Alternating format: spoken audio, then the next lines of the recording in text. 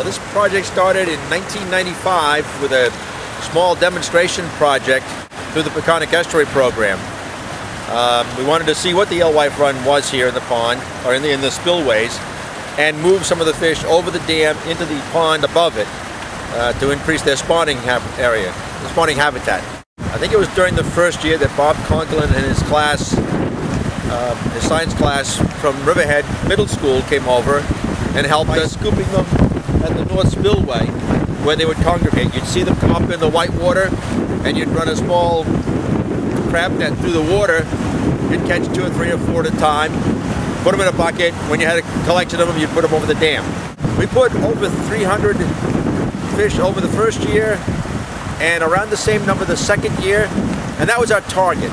The pond above it is about 60 acres, and the stocking rates that some of the other coastal states use is 6 fish per acre.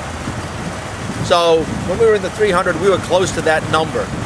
As we got going, we got talking about fish ladders, and with the help of the Cornell Cooperative Extension, we were able to procure private money to purchase an Alaska Steep Pass.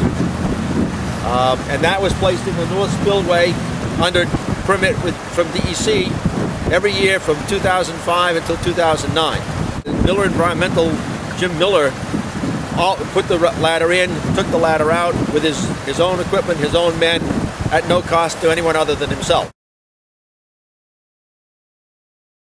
You know, you ask of how Bob got interested in doing this project, and I spoke with his widow Joyce, and she emphasized one thing, that when Bob was a young person, he came down here to Grangeville Park. He just lived not too far, maybe not even a half a mile away from here, and he loved Grangeville Park. Yes. When he saw the deterioration of the park over the years, it really annoyed him, it really bothered him.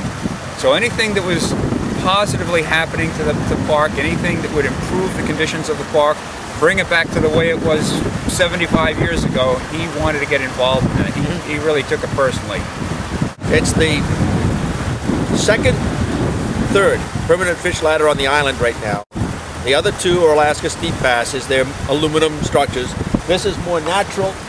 It fits more. Fits in with the environment. Aesthetically, it's definitely an asset for the park. The adults will come in anytime within the next 2 to 3 weeks here. They come into the river, they spawn, and they leave in 3 to 5 days, right back out to sea. So the adults are not here long at all. The juveniles, depending upon the water temperature, takes 3 to 5 days to hatch. They'll stick around in the pond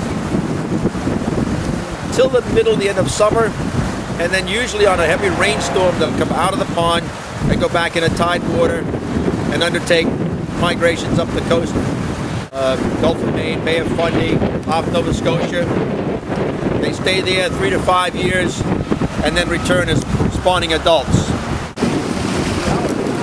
I worked with Bob. He was my boss at the middle school when I taught there. He gave me the opportunity. He hired me to teach in Riverhead. So when I was elected to town board, he was one of the first people that showed up in my office asking for a favor.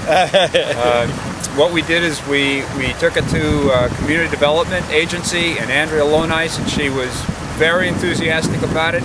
She felt that it would fit right in with the restoration of the park.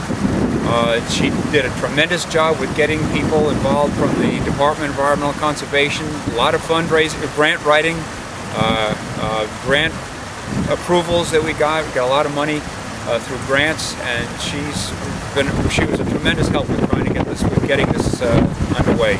This was a labor of love with Bob. He spent hundreds of hours down here cleaning the fish ladder, cleaning culverts, looking for fish, moving fish, worrying about the fish, how to best move them up and down the river.